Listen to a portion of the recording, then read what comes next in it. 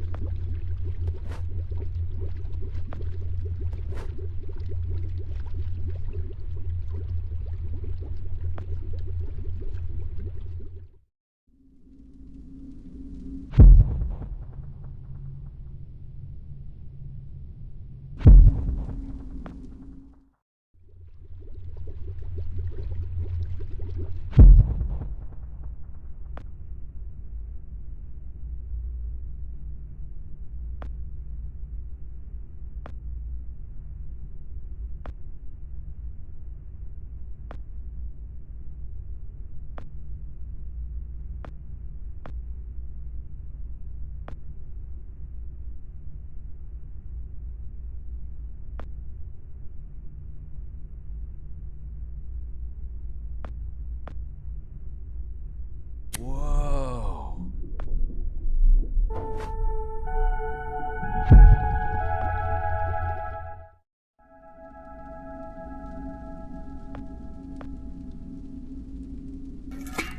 People are out.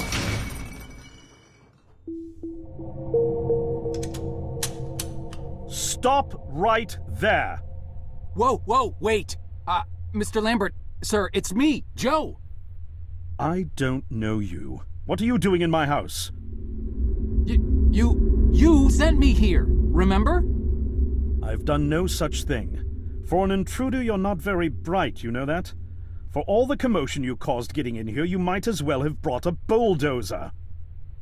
Now, you have exactly 5 seconds to explain what you're doing here, or so help me God, I'm pulling this trigger and sending you on your way. 5.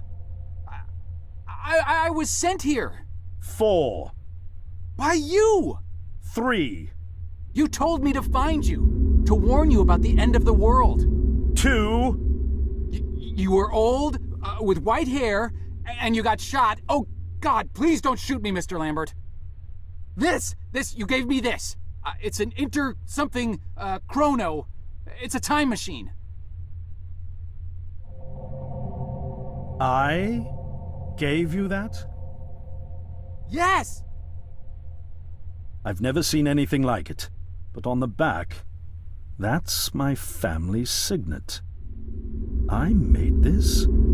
It's simply magnificent. I gave this to you? Why? Who are you? Name's Joe, sir. I'm just a janitor at the Archon building. I found you in a room with a big, round door in the basement labs this morning, and you were dying.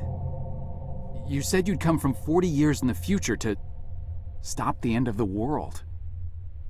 I guess I was the only one around, so you gave me this and told me to find you and tell you all this, and I've been there. The future, I mean. A bunch of times. And you were right, Mr. Lambert. Everyone's gone. My God, so it did come to pass. They really did it, those greedy goddamn bastards. I told them this would happen. Wait, I was dying? How? You said you've been shot.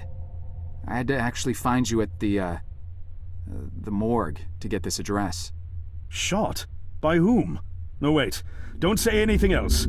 You succeeded in finding me, which means anything you tell me from this point on could alter the course of action that brought you to my doorstep. The less I know, the better. So, you've seen the future. What did you see? It's like a bad dream, sir. Everyone's gone. Buildings are coming apart. It's all just quiet.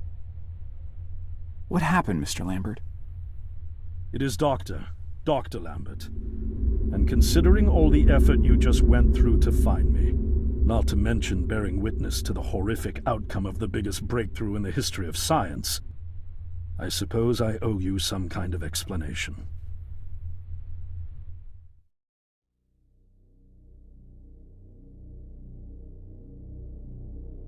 I was 24 when I got hired by Archon, or Athena as it was called back then.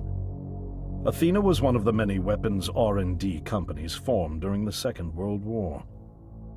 Unlike other R&D companies that had retooled themselves to pursue peacetime activities after the war, Athena had made enough money to continue chasing the next big thing in defense technologies. They were betting the farm on post-war Soviet expansion, raising the level of government paranoia to create a lucrative market for esoteric weapons research. I'd say they made the right bet. Still a theoretical physicist at MIT, my thesis on the possibility of time travel via dimensional membranes got published shortly after I was hired in 1961. Company heads were so impressed, they gave me a team and a budget. Development exceeded even my own expectations, and after only 6 years, we had the first primitive version of the time machine up and running.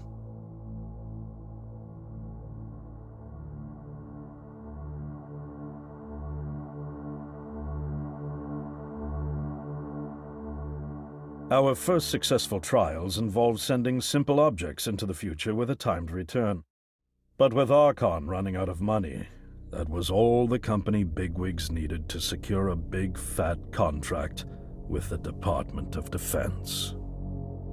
Apparently, we had sold them on the idea that the technology could be used to go back in time and strangle communism in its cradle. The reality, of course, was that it couldn't. Due to the laws of causality, you can't travel back in time beyond the point where time travel was invented. And sooner or later, we had to explain that to our benefactors. When they started pushing for progress reports, Archon management had to come clean, but instead chose to ease government concerns by claiming the technology could be used to bring back advanced weapons from the future. But this, too, was a lie.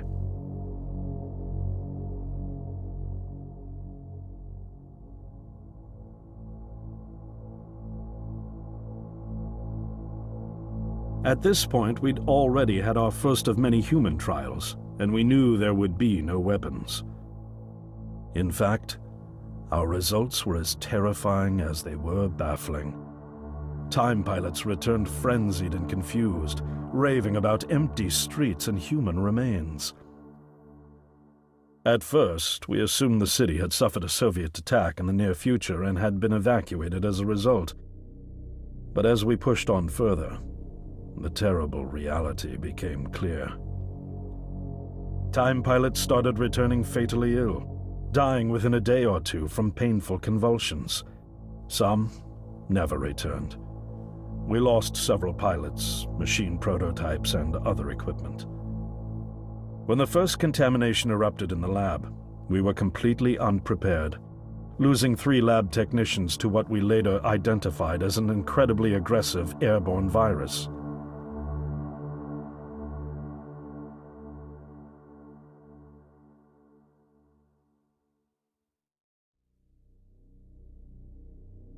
Although we weren't equipped to handle biohazards of this magnitude, management insisted we contain and study it.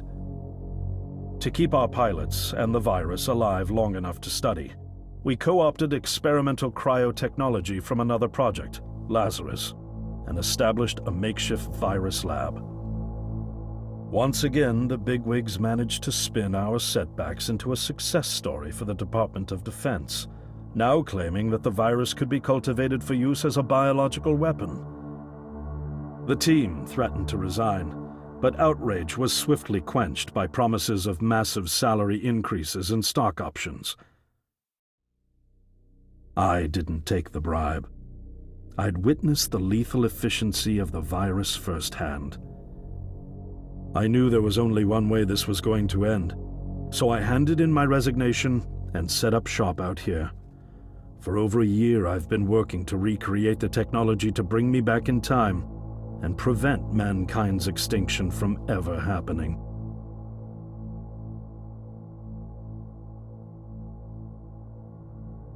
And now you're here, the harbinger of doom at my doorstep, wearing a boiler suit.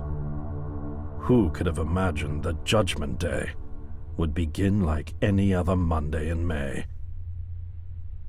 In any case, unfathomable as it may be that you were able to bring this information to me, knowing is only half the battle.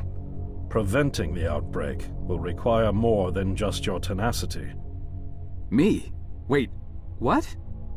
Yes, I'm afraid I must rely on you one more time. You must go back to Archon and prevent the outbreak. No, that's, I mean, I'm really honored and everything, but... Believe me, you're the last person in the world I want to entrust with this, and I mean that quite literally. But by this time tomorrow, the entire city will have succumbed to chaos, panic, and death. You're here now, and you're all I've got. Wait, but what about you? Can't you fix this, Doc? Don't you have a plan? I can't go myself, because that would break the law of causality. The only reason you are here to warn me now is because I was there to send you. And the only reason I was there to send you is because I was able to bring my work to fruition here. But... We've no time to waste. It's the only way. You told me you found me this morning, correct? Yes, but...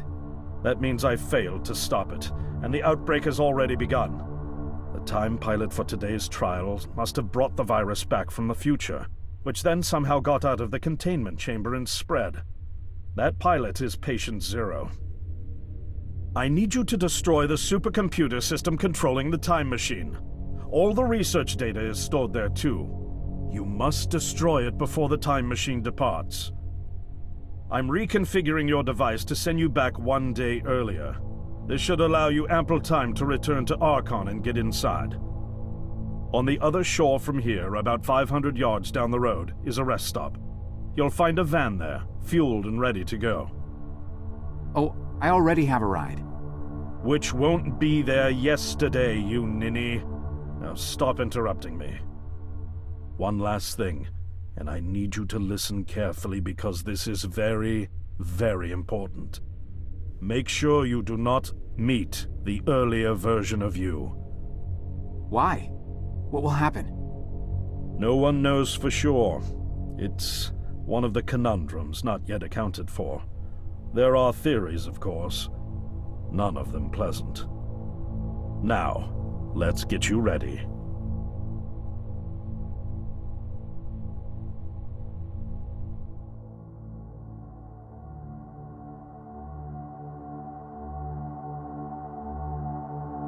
How did I get myself into this? I nearly got killed trying to reach Dr. Lambert thinking he had a plan. And it turns out it's me. I'm the plan. At least I don't have to walk back. This van's not as cool as the ambulance, but it has its charm. And it sure was nice of him to pack me lunch. I wish he'd pack me a can opener for the beans, though. And some gas for the Bunsen burner. But I'm sure I'll think of something. I've got several hours of driving ahead of me after all. It'll be almost morning before I get to Archon. I just hope I have enough time.